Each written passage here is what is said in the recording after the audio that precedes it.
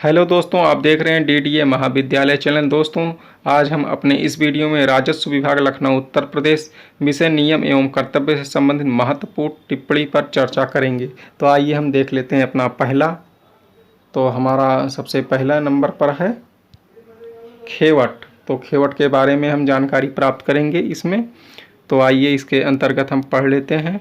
खेवट UP tendency act 1939 की धारा 32 का खा गा घा के अनुसार जमींदारों मध्यवर्तियों की संपत्ति का विवरण रखा जाता है।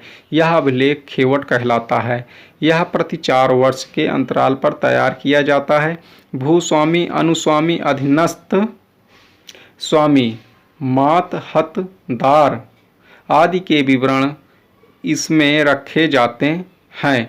इसमें उनके हिस्से अंशों का भी उल्लेख प्रत्येक नाम के सम्मुख किया जाता है। एक पंक्ति में एक ही भूस्वामी के नाम का उल्लेख रहता है। यदि एक या कुछ या सभी भूस्वामी खेवट का कोई भाग अंतरित न करके एक या अनेक गाटाओं का स्वामित्व अंतरित करे तो उनका सहांसी के रूप में उल्लेख नहीं किया जाएगा, अपितु खाते के नीचे ऐसे निर्दिष्ट गाटों के क्रेता का नाम हकीयत मुतफर्रिका निर्दिष्ट गाटों का स्वामित्व के रूप में जावेगा और उसके साथ किन के अंशों से बना है का भी उल्लेख रहेगा। प्रत्येक वर्ष के पश्चात खातों का संशोधित लेख आगे उस वर्ष से संबंधित कॉलम में प्रतिवर्ष लिखा जावेगा। खेवट में कोई परिवर्तन तहसीलदार या नायब तहसीलदार के आदेशों के अधीन ही किया जा सकेगा। इसके इंद्राजों की जांच रजिस्ट्रार कानूनगो के द्वारा प्रोग्राम बनाकर की जावेगी, जो पिछली खेवट और नाम परिवर्तन की पंजी की सहायता से जावेगी। तो आइए हम देख लेते हैं अपना दूसरा टॉपिक। तो हमारा दूसरा टॉपिक है इसी में खरीफ जिन्सवार।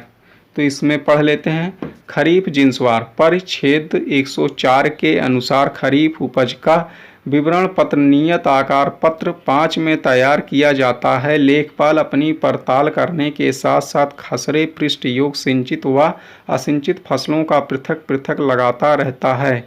जब पड़ताल समाप्त हो जाती है तो वह प्रत्येक पृष्ठ के योग इस विवरण पत्र में पृष्ठवार लिख लेता है। खसरे के सारे पृष्ठों के योग उतार लेने के बाद उनका इस विवरण पत्र में पृष्ठवार योग एक क्रमिक योग अफुज या प्रोग्रेसिव टोटल सारे गांव का योग ज्ञात करने हेतु लगाया जाता है। यदि किसी गांव का कुछ भाग जमींदारी क्षेत्र में तथा कुछ जमींदारी विनाश क्षेत्र में हो तो दोनों खसरों के पृष्ठ योगों को यह विवरण पत्र अर्थात तैयार करने हेतु सम्मिलित किया जावेगा। अंतिम योग लाल अस्थाई में लिखा जावेगा। दोनों क्षेत्रों हेतु खरीफ या रबी का जायद विवरण पत्र एक ही बनाया जावेगा। तो इसके अंतर्गत और लिखा हुआ, इसको भी पढ़ लेते हैं। संपूर्ण योग के नीचे पिछले वर्ष विवरण पत्र का योग पिछले वर्ष के खसरे में से लिखा जावेगा, जो पिछले वर्ष के विवरण पत्र के योग से लिख लिया गया था और राजस्व निरीक्षक के हस्ताक्षर करा रखे थे। चालू वर्ष के खसरे के अंत में विवरण पत्र के योग को लिख लिया जावेगा, जिससे वह अगले वर्ष के विवरण पत्र में तुलना करने हेतु लिखा जा सके।